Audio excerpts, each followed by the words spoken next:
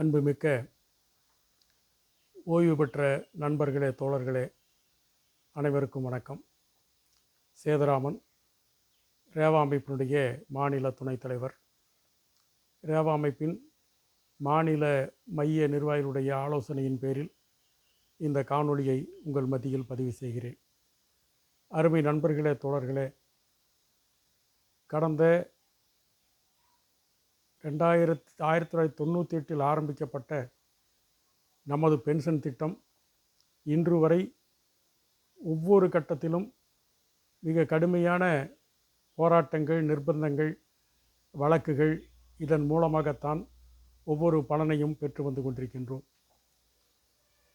இத்தனை ஆண்டு காலம் போக்குவரத்து கழகத்திலே பணியாற்றி ஓய்வு பெற்ற தொழிலாளர்களுக்கு இழைக்கப்பட்ட கொடுமைகளுக்கு, அநீதிகளுக்கு எதிராக எந்த ஒரு நடவடிக்கையும் எடுக்காத அல்லது அதற்கான எந்த ஒரு முயற்சியையும் முன்னெடுக்காமல் இருந்த பலரும் இன்றைக்கு போக்குவரத்து கழக ஓய்வூதியர்களின் பாதுகாவலர்கள் நாங்கள் தான் அனைத்தையும் பெற்றுத்தந்தோம், எங்களால் தான் அனைத்து முடியும் என்று சொல்லி இன்றைக்கு ஓய்வு பெற்ற தொழிலாளர்கள் மத்தியிலே ஒரு பிரச்சாரத்தை மிகவும் தீவிரமாக கட்டுவிழ்த்து விட்டிருக்கின்றார்கள்.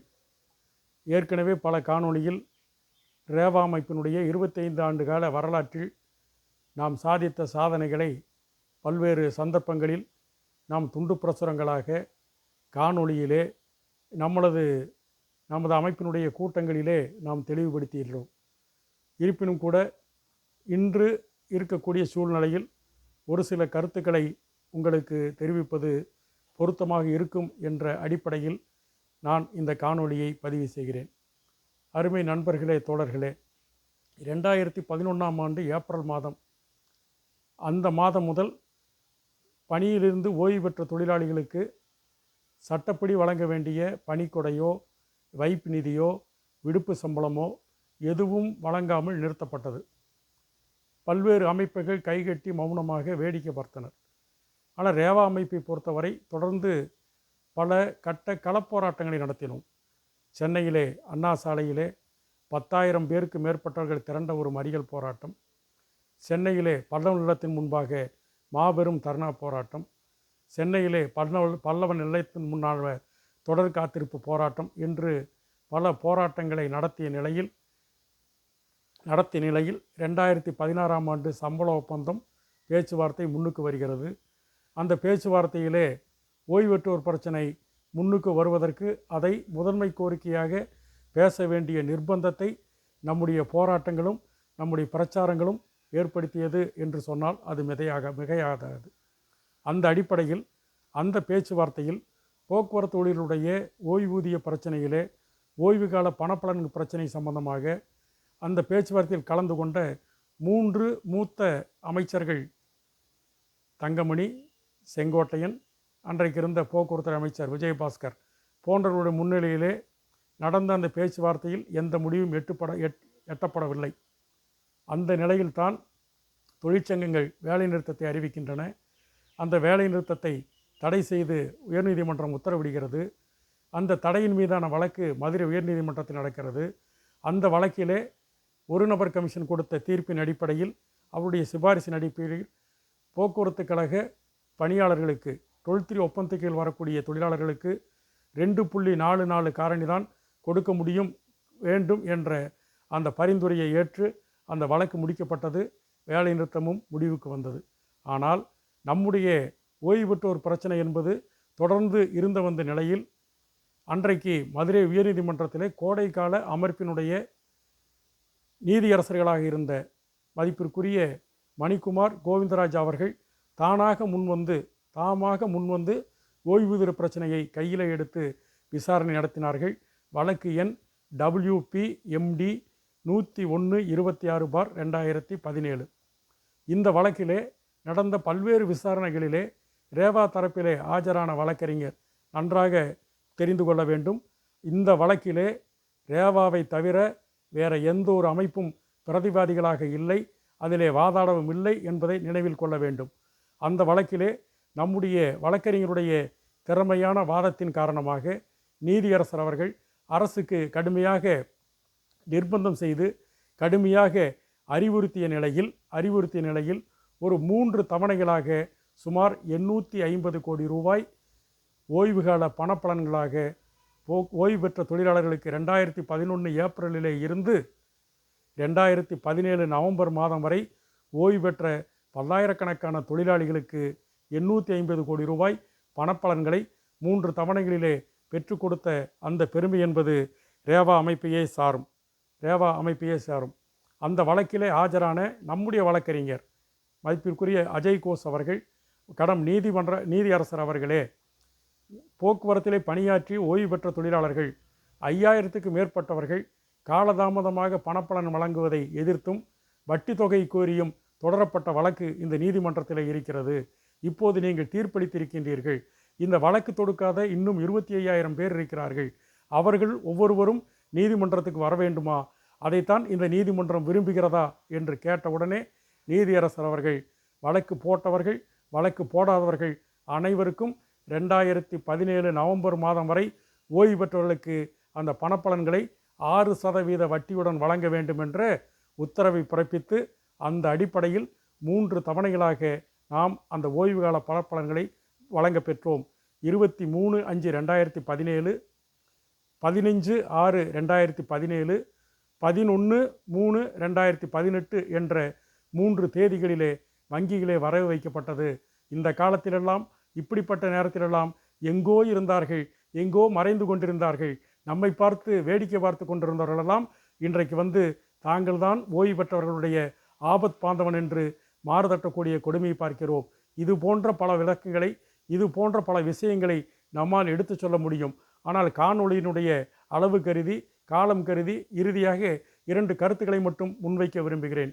அருமை நண்பர்களே, இன்றைக்கு நம்முடைய டிஏ உயர்வு 2016 ஜனவரியிலே இருந்து நிறுத்தப்பட்ட அகவிலைப்படி உயர்வு. இந்த அகவிலைப்படி உயர்வு இன்றைக்கு சென்னை உயர்நீதிமன்றத்திலும் மதுரை உயர்நீதிமன்றத்திலும் நடந்து ஒரு இறுதி கட்டத்திலே இருக்கிறது. அநேகமாக 2026 ஜனவரி மாதம் முழுமையான டிஏ உயர்வு வழங்கி விடுவதான ஒரு உத்தரவாதத்தை அபிடவிட்டை அரசு தரப்பிலே கொடுக்கப்பட்டிருக்கிறது. இந்த நிலையிலே இந்த வழக்கிலே தாங்கள்தான் அனைத்தும் சாதித்தோம் என்று ஒரு கூட்டம் சொல்லுகிறது. தாங்கள்தான் அனைத்தையும் இவர் கிடைப்பதற்கே காரணம், நாங்கள் இல்லாவிட்டால் இந்த டிஏ என்பதே கிடைத்திருக்காது என்ற ஒரு பிரச்சாரம் மறுபுறம். ஆனால் வசதியாக ஒன்றை மறந்து விடுகிறார்கள். அகவிலைப்படி உயர்வு சம்பந்தமாக ஏற்கனவே ரேவா அமைப்பு தொடுத்த வழக்கு 2022 நீதியரசர் சத்யநாராயண பிரசாத் சொன்ன தீர்ப்பு, அதை அமுலாக்காமல் நிர்வாகம் ஏமாற்றி வஞ்சகம் புரிந்த நிலையிலே அரசாணை 142 எதிர்த்த வழக்கை சென்னை உயர்நீதிமன்றத்திலே ரேவா அமைப்பு தொடுக்கிறது. 1750/2020. அதே காலகட்டத்தில் அதே 2020 மதுரை உயர்நீதிமன்றத்திலே கோவை ஓய்வு பெற்ற அலுவலர் சங்கமும் திருவாளர்கள் சிங்காரம் உள்ளிட்ட ஒரு 62 தனிநபர்கள் மதுரை உயர்நீதிமன்றத்திலே வழக்கு தொடுக்கின்றார்கள். அந்த அரசாணை 142 எதிர்த்து தொடுத்த வழக்கிலே, அந்த வழக்கிலே பல்வேறு விசாரணைகள் முடிந்து நம்முடைய வழக்கிலே, சென்னை வழக்கிலே 2023 ஆகஸ்ட் மாதம் தீர்ப்பு வருகிறது. மதுரையிலே அவருடைய வழக்கிலே 2023 மார்ச் மாதம் தீர்ப்பு வருகிறது. மார்ச் மாதம் தீர்ப்பு வந்த பிறகு நாம் அரசாங்கத்தினுடைய பென்ஷன் ட்ரஸ்டினுடைய அந்த மேல்முறையீட்டுக்கான அந்த நடவடிக்கையை எதிர்த்து, அந்த நடவடிக்கையினுடைய காரணமாக சென்னை உயர்நீதிமன்றத்திலே நாம் அவமதிப்பு வழக்கு தொடுக்கிறோம் 240/2025. இதே காலகட்டத்தில் இதே போல மதுரை உயர்நீதிமன்ற தீர்ப்பை அமுல்படுத்தாத எதிர்த்து அந்த தனிநபர்கள், கோவை அலுவலர் சங்கம் மட்டுமல்ல தனிநபர்கள் சிலரும் ஒரு 12 பேர் நீதிமன்ற அவமதிப்பு வழக்கு மதுரை உயர்நீதிமன்றத்திலே தொடுக்கின்றார்கள். அந்த வழக்கினுடைய விசாரணை பல்வேறு கட்டங்களை கடந்து வருகிறது. நம்முடைய வழக்கினுடைய விசாரணையும் பல்வேறு கட்டங்களை கடந்து வருகிறது. நம்முடைய வழக்கிலே 31/1/2025 அன்று அந்த வாய்தாவிலே அரசு தரப்பிலே இருந்து மதுரை உயர்நீதிமன்றத்திலே பிரமாண பத்திரம் தாக்கல் செய்ய இருக்கிறோம், ஆகவே எங்களுக்கு அவகாசம் வேண்டும் என்று கேட்டதன் அடிப்படையில் அந்த வழக்கை, நம்முடைய வழக்கை 4/2/2025 நீதியரசர் ஒத்திவைத்தார். 31/1/2025 அன்று மதுரையிலே அரசு தரப்பிலே தாக்கல் செய்யப்பட்ட அந்த பிரமாண பத்திரத்திலே மாதம் ஒன்றுக்கு 15 கோடி ரூபாய் கொடுப்பதாக பிரமாண பத்திரத்தை தாக்கல் செய்கிறார்கள். ஒரு சிறிய உயர்வு முதல் தவணையாக தொழிலாளிகளுக்கு டிஏ உயர்வு என்பது கிடைத்தது என்பதை யாரும் மறுப்பதற்கில்லை. ஆனால் அந்த வழக்கிலே சம்பந்தப்பட்ட அவமதிப்பு வழக்கிலே 12 பேர் இருக்கிறார்கள். சென்னை உயர்நீதிமன்றத்திலே நம்முடைய வழக்கு இருக்கிறது.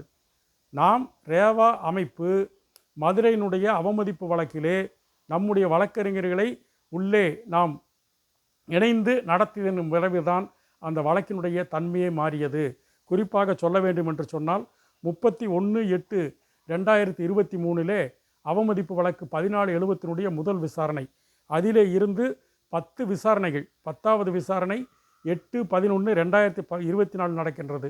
எந்த நடவடிக்கையும் இல்லை, எந்த முன்னேற்றமும் இல்லை. ஆனால் 31/1/2025 சென்னை உயர்நீதிமன்றத்திலே ரேவா வழக்கு விசாரணைக்கு வருகிறது.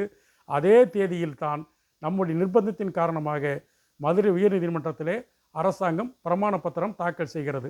அதன் பிறகாக ஒவ்வொரு கட்டமாக 21/1/2025, 21/4/2025 இந்த 3 மாத காலம் அந்த 15 கோடியிலே இருந்து எந்த உயர்வும் இல்லை, எந்த உயர்வுக்கான எந்த ஏற்பாடும் இல்லை என்ற நிலையில் அந்த மதுரை வழக்கிலே நம்முடைய ரேவாவுடைய நிர்வாகிகள், மதுரை மண்டல நிர்வாகிகள் சந்திரசேகர், முத்துரசாமி ஆகியோருக்காக நம்முடைய வழக்கறிஞரை, மூத்த வழக்கறிஞரை அதிலே ஆஜராக வைத்து கடுமையாக வாதிட்ட அடிப்படையிலே 28/4/2025 அரசாங்கம் பென்ஷன் ட்ரஸ்ட்டும் கூடுதலாக ஒரு 30 கோடி ஒதுக்கி 45 கோடி வழங்குவதாக இது பிரமாண பத்திரம் தாக்கல் செய்தார்கள். வழங்கப்பட்டது.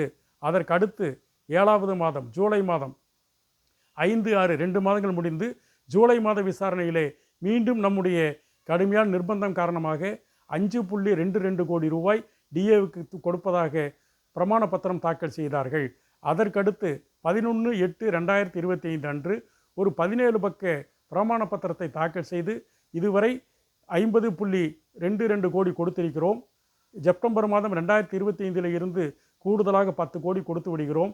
ஜனவரி மாதம் முதல் வாரத்திலே 2026 ஜனவரி மாதம் மீதம் இருக்கக்கூடிய 15 கோடியும் கொடுத்து டிஏ உயர்வை நடைமுறையில் இருக்கக்கூடிய டிஏ போல வழங்கி விடுகிறோம் என்ற பிரமாண பத்திரத்தை தாக்கல் செய்தார்கள். அதை 20/8/2025 அன்று நீதியரசர் தன்னுடைய உத்தரவிலே குறிப்பிட்டிருக்கின்றார்.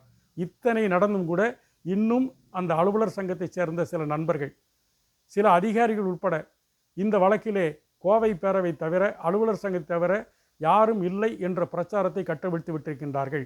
அவர்களுக்கு நாம் சொல்லுவதெல்லாம் நீதிமன்ற ஆவணங்களிலே, நீதிமன்ற தஸ்தாவேஜுகளிலே ரேவாவினுடைய வழக்கு இருக்கிறதா இல்லையா, ரேவாவினுடைய வழக்கறிஞர் அதில் ஆஜராகி வாதாடினாரா இல்லையா, நீதியரசர் ரேவா வழக்கறிஞருடைய பெயரை அந்த வாதங்களை ஏற்றுக்கொண்டாரா இல்லையா என்பதை இதுவரை தெளிவுபடுத்தவில்லை. ஆகவே உண்மைக்கு மாறான பிரச்சாரத்தை, தங்களை தவிர யாரும் இல்லை என்ற பொய்யான பிரச்சாரத்தை மீண்டும் மீண்டும் கிளப்பிக் கொண்டிருக்கின்றார்கள்.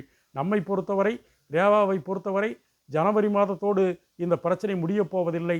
நடைமுறையில் இருக்கக்கூடிய பணியில் உள்ள தொழிலாளிக்கு இணையான பஞ்சப்படி உயர்வு என்ற அந்த உத்தரவு அமலாக வேண்டுமானால் கூடுதலாக இன்னும் 10 முதல் 15 கோடி ரூபாய் ஒதுக்க வேண்டும்.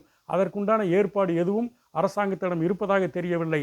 ஆகவே ஜனவரி மாதம் நடக்கக்கூடிய அந்த விசாரணையிலே அரசாங்கத்துடைய நடவடிக்கையை பொறுத்து இந்த கோரிக்கையை முன்வைத்து இந்த கோரிக்கைக்காக நாம் அந்த அவமதிப்பு வழக்கை தொடர்ந்து நடத்துவோம் என்பதை இந்த நேரத்தில் தெரிவித்துக் கொள்கிறோம்.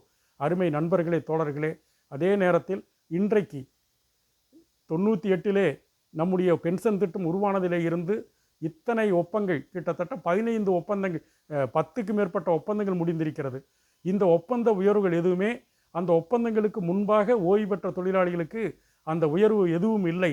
ஆகவேதான் அதை எதிர்த்து ரேவா அமைப்பு 2015 மதுரை உயர்நீதிமன்றத்தில் தொடுத்த வழக்கு WPMD 20-568 அந்த வழக்கினுடைய நீட்சியாக, வழக்கினுடைய தொடர்ச்சியாக ரிட் அப்பீல் வழக்கு 888/2023 என்ற அந்த வழக்கு இன்றைக்கு இறுதி கட்டத்திலே நீதியரசர் கடைசியாக 29/8/2025 அன்று தீர்ப்புக்காக வழக்கு ஒத்திவைக்கப்படுகிறது, ஜட்ஜ்மெண்ட் ரிசர்வ் என்று சொல்லி ஒத்திவைத்திருக்கின்றார்.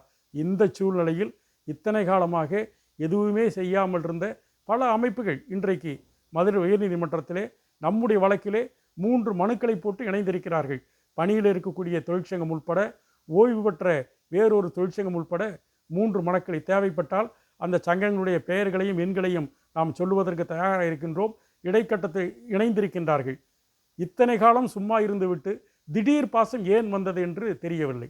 திடீரென்று பாசம் ஏன் வந்தது என்று தெரியவில்லை என்பதை நாம் புரிந்து கொள்ள வேண்டும்.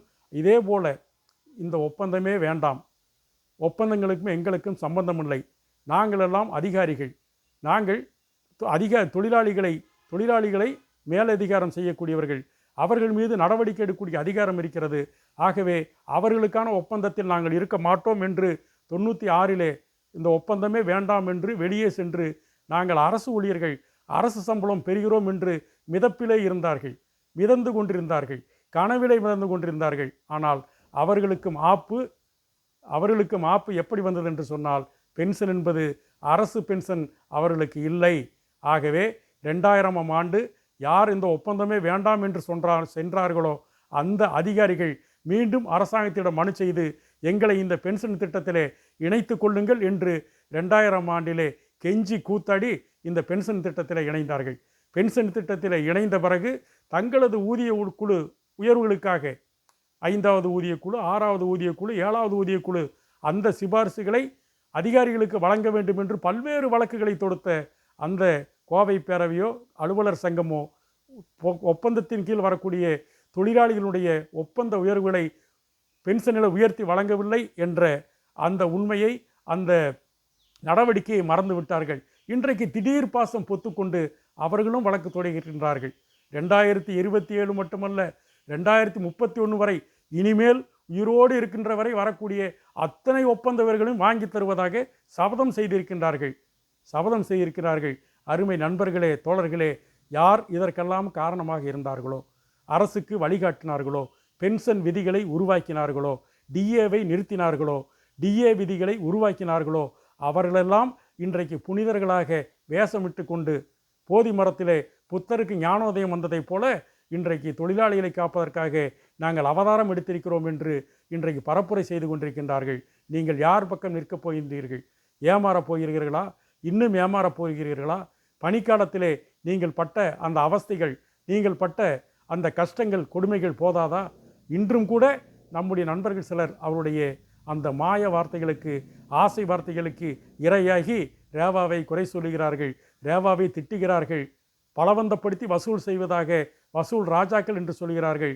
அருமை நண்பர்களே, நாம் யாரையும் பலவந்தப்படுத்தி வசூல் செய்யவில்லை. நம்முடைய உறுப்பினர்களை நேரடியாக சந்திக்கிறோம், நம்முடைய பணிகளை சொல்லுகிறோம், நம்முடைய சாதனைகளை சொல்லுகிறோம், வழக்கினுடைய உண்மைத்தன்மை சொல்லுகிறோம்.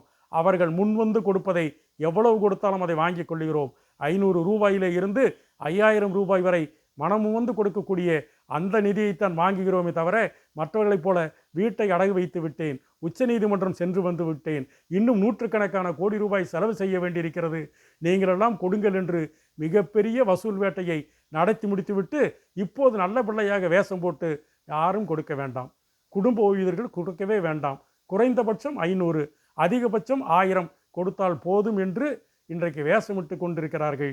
தொழிலாளிகளை, ஓய்வு பெற்ற தொழிலாளிகளை ஏமாற்றுவதற்காக. அருமை நண்பர்களே, தோழர்களே, முடிப்பதற்கு முன்பாக ஒன்று, நம்முடைய ரேவா அமைப்பு ஆரம்பிக்கப்பட்ட அந்த சூழல் இன்றைக்கு இல்லை. நமக்கு எதிராக பலரும் இன்றைக்கு களத்திலே இருக்கின்றார்கள்.